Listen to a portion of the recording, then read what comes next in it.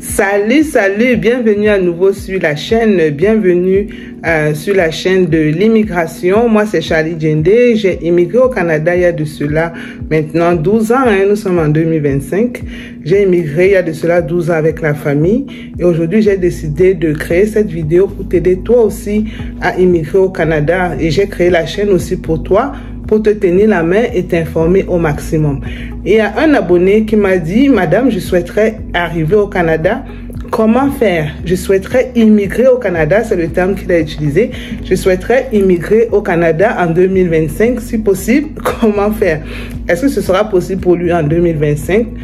Peut-être pas, mais dans cette vidéo, je vais lui partager les étapes à franchir pour pouvoir immigrer au Canada. Donc, si vous aussi, vous rêvez de vivre au pays de l'érable, restez avec nous jusqu'à la fin.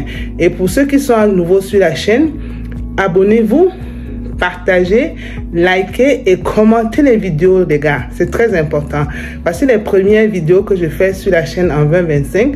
Continuez à motiver la chaîne. Atteignons nos 10 000 abonnés. C'est pas facile, je le sais, mais on va y arriver. Et je vais aussi vous laisser savoir que tous les samedis, je fais des lives, je fais des directs justement pour vous donner les informations concernant l'immigration.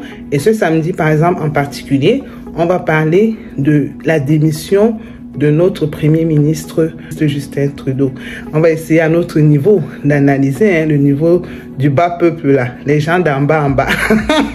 On va comprendre un peu ce qui s'est passé et quels pourront être les enjeux pour les immigrants en 2025, 2026 et 2027. Ah, parce qu'avec lui, là, l'immigration, c'était l'ouverture. Hein? Maintenant, qu'est-ce qui va se passer avec les nouveaux qui vont arriver ou bien ceux qui ont l'espoir d'arriver sur le territoire? En tout cas, à samedi, rejoignez-moi à 11h.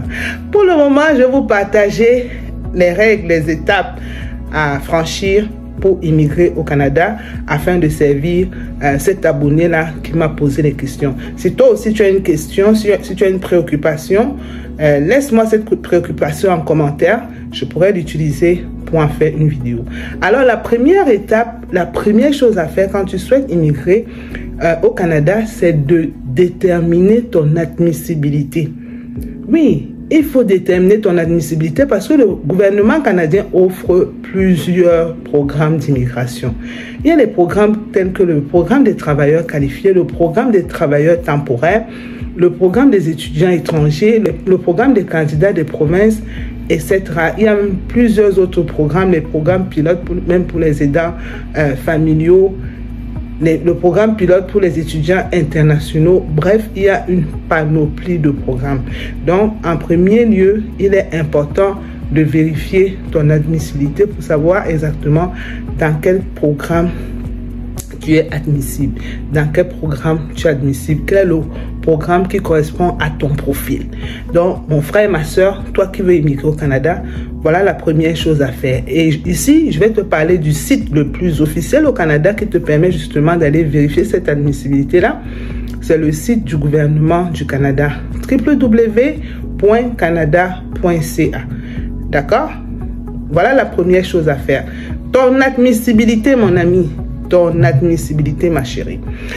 Une fois que cela est fait, une fois que tu as déterminé ton admissibilité, la deuxième étape reste à soumettre une demande. Donc, si tu es sûr que tu qualifies pour un profil, ben, tu dois soumettre une demande, c'est-à-dire que tu dois remplir les documents nécessaires.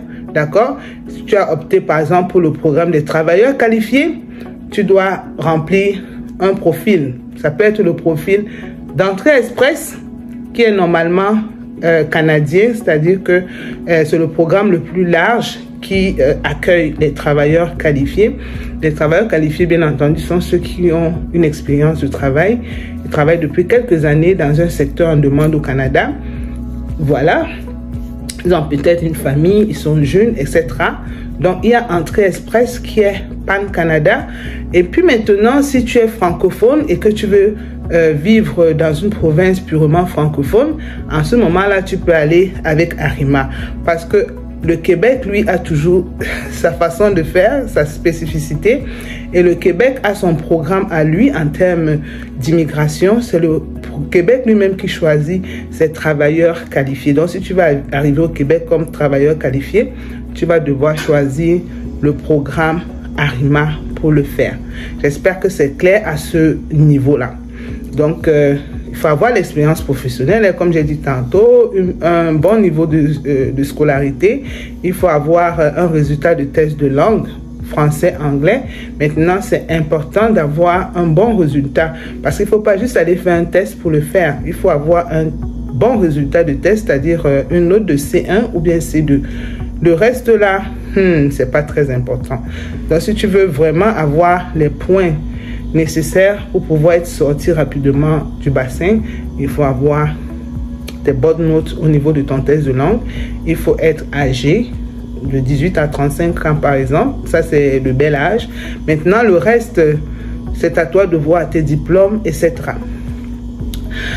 Donc, tu as soumis ta demande. La troisième étape, justement, une fois que tu as soumis ta demande, la troisième étape, c'est d'être tiré du bassin. Et ici au Canada, on est tiré du bassin en tant que travailleur qualifié à travers un système de points. Ce sont tes points qui te donnent justement la possibilité, si tu accumules un certain nombre de points, d'être sorti du bassin et de pouvoir faire étudier ton dossier de façon complète. Donc, le système prend en compte les facteurs tels que l'expérience professionnelle qu'on vient de citer, ça donne les points. Donc, moi, je dis toujours, il faut avoir minimalement 2 ans d'expérience pour être sûr que on est quand même à un bon niveau. Et ton âge, j'ai dit entre 18 et 35 ans, ça c'est vraiment la meilleure fourchette au Canada. Mais si tu es un peu plus vieux, c'est pas grave.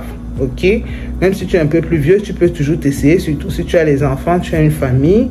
Si ta femme, par exemple, qui t'accompagne, a fait aussi des études, elle a également une expérience professionnelle, ça peut venir combler tes points, ça peut venir compléter tes points.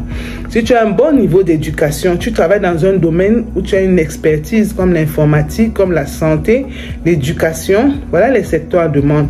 La construction, les domaines techniques comme la plomberie, l'électricité. Écoute, vous êtes vraiment recherché au Canada, la restauration, en limite, ok? Donc, voilà autant de choses qu'on veut ici. Une fois que tu es sûr que tu remplis ces conditions-là, tu as les points nécessaires, tu es tiré du bassin. Avant, on ne parlait pas d'être tiré du bassin. Nous, on n'est pas passé par le système des points, mais de plus en plus maintenant, c'est le système des points qui prévaut au Canada. Donc, tu dois avoir le nombre de points requis pour être tiré rapidement du bassin. Ça, c'est la troisième étape. Maintenant, la quatrième étape, une fois que tu es sélectionné, on a vérifié tes informations, tout est correct. Tu peux passer à la phase de la vérification médicale et obtenir aussi une vérification de sécurité. Donc, vérification médicale, c'est que on te demande d'aller rencontrer un médecin agréé par IRCC. IRCC, ça c'est l'organisme qui gère le processus d'immigration pour les travailleurs qualifiés et même pour les autres programmes dans le Canada au complet au niveau du fédéral, d'accord? Donc, tu dois être en santé pour arriver au Canada, c'est très important. Tu dois être en santé et là, tu dois passer ton examen auprès d'un médecin agréé de ton pays. Donc, une fois que tu es sélectionné, tu es tiré du bassin, on t'a demandé d'aller faire l'examen médical. Tu vas en ligne sur le site officiel du Canada que je viens de mentionner. Tu peux vérifier quels sont les médecins les plus proches dans ton pays, dans ta ville. Tu les contactes, tu prends un rendez-vous dans les délais indiqués par IRCC et puis tu passes ton examen médical. C'est très important parce qu'il faut être en santé avant d'arriver au Canada. Et aussi, on te demande de faire la vérification de sécurité. La vérification de sécurité, généralement, c'est le certificat. On appelle ça souvent quoi? Le certificat de police. Le certificat de police, donc c'est le document qui atteste que dans ton pays, tu n'as pas commis de crime, tu n'as pas commis d'infraction et que tu n'es pas un élément dangereux pour le gouvernement canadien. Donc, on vérifie ça énormément, d'accord? On a besoin de voir ces 2 pièces-là avant de t'accepter définitivement au Canada. Et puis la vérification de sécurité aussi est effectuée pour s'assurer que tu ne présentes aucun risque de sécurité pour le Canada. Comme je viens de le dire, je me répète tout simplement. Oui, c'est le certificat de police que nous appelons généralement extrait de casier judiciaire. J'espère que tu te comprends. L'extrait de casier judiciaire, c'est ça qui protège, ou bien qui te protège et qui protège aussi, enfin, qui rassure USCC que tu n'es pas un élément dangereux.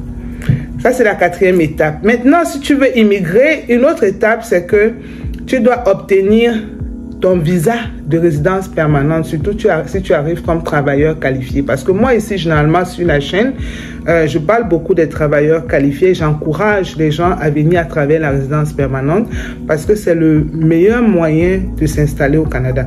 Quand tu arrives comme résident permanent, tu es sûr d'avoir les mêmes droits que le Canadien, que le citoyen canadien, en dehors du droit de vote.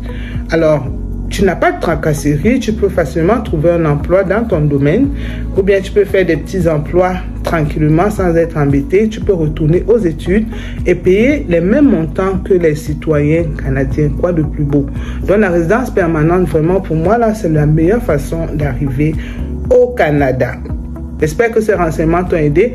Et voilà donc les étapes pour immigrer au Canada, les étapes clés, ne négligez rien. Et n'oubliez pas de faire aussi des recherches. Mon abonné là, n'oublie pas de faire des recherches approfondies.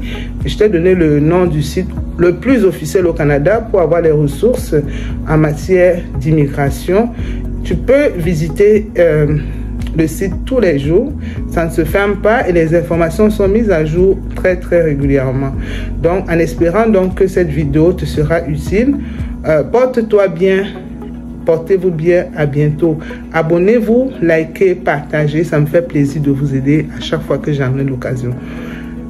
Bonne année encore 2025. Bye bye.